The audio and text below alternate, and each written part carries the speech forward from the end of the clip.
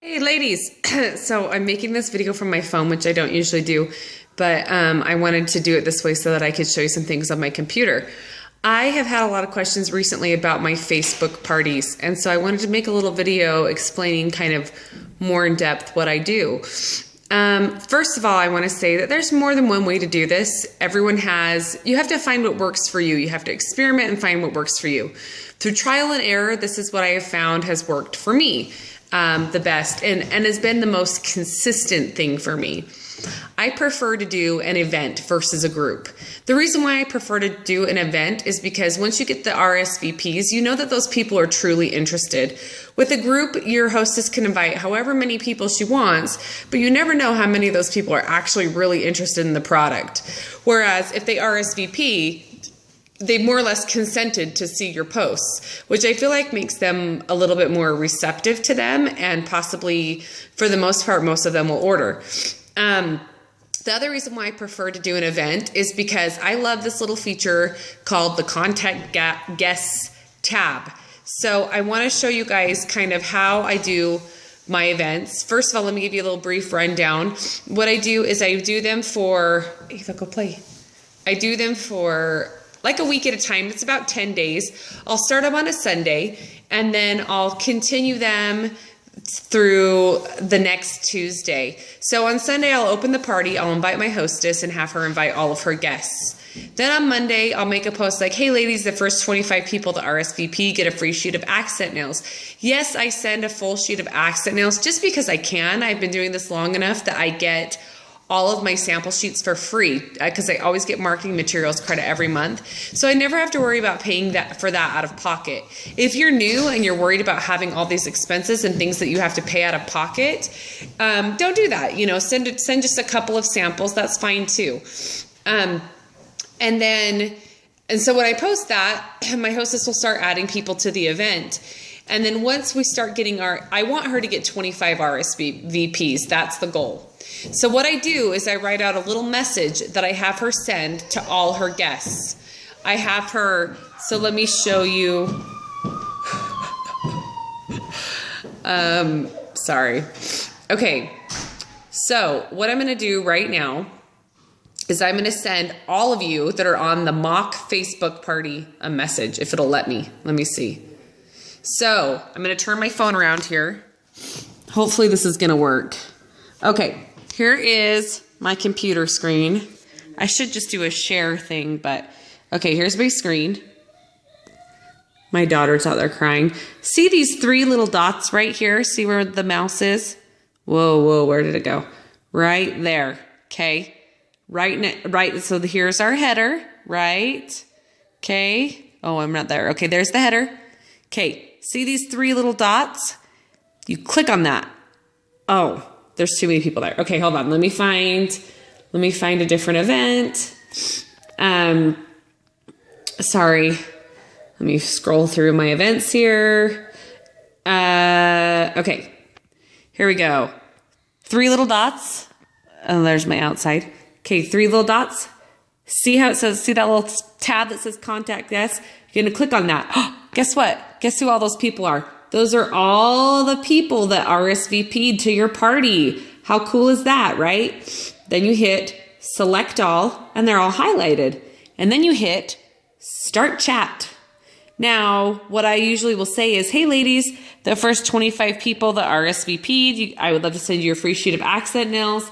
Please comment in this thread with your address so that I can send them off to you. And what that does is that people actually will respond to that. In the past, when I've just posted on the event page, hey, send me your address so I can send you your accent nail sheet, it just doesn't happen. They don't do it. But when I do that, typically I get 75% of the people who have RSVP that actually send me their address, and I send them their free sheet of accent nails. I always make sure that I send those out before the live edition of the party. And yes, I always do a live portion. If you're not doing a live portion, you really should try it. And one of the things that I feel really makes your live portion is a video. I personally have a video that I show, and I can post it on the mock party, but it really is best if you have your own video, because then it's going to give you a face and a name. So the other thing that I want to talk about is how to help your hostess get those RSVPs. Obviously, you're going to have to do some serious hostess coaching, right? And on top of that, once she gets all of her guests invited, I have her go through and one by one individually message people.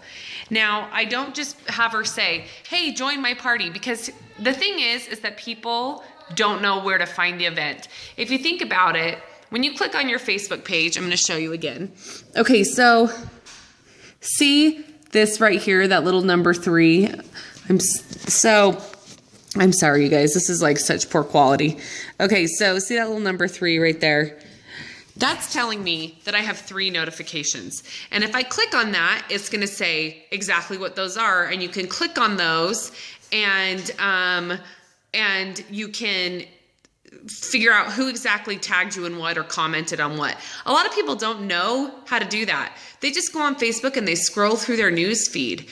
So if you don't get them to RSVP, or if you don't send them a personal message, they're not going to see that they got invited to an event. So what you're going to want to do is you're going to want to send your hostess a template to send to all her guests and have it say something like, hey ladies, thanks for, I don't know if you noticed, but I invited you to my online Facebook party.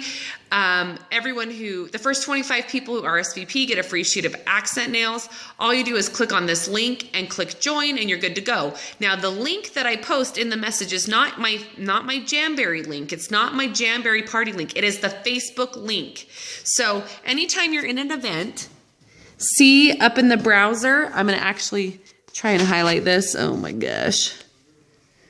See in the browser right here, that is the event link, okay? You're going to copy that and paste it into the message. That way your hostess is going to send that message out to everyone. All they have to do is click that link and click join and they're done. They don't have to think about it. They don't have to search for it. Getting those RSVPs is essential. So once you get them, then you start the group chat asking for the addresses, right? And then I leave that chat alone. I don't mess with it again until the day of the party. Then the day of the party, I'll go on that group chat and I'll say, hey, party starts tonight at blah, 8 p.m., make sure you join us. And then an hour before the party, I'll post on the event and also in the chat thread, hey, party is in 1 hour, make sure you join us. And then once the party starts, I'll say, hey, party's starting now. And I post the link to the event several times because people get lost and they can't find it. Anyway, these are kind of my little tips and tricks that have helped me make events very successful. I have not closed a party at 0 since last May, since I started doing this format, and it's always very consistent. I think the worst party I've had since last May has been like $200, $250. So just give it a shot. I know a lot of you love groups, but I feel like this is a really good approach and something new to take a chance on. Okay, let me know if you have any questions. Thanks. Bye.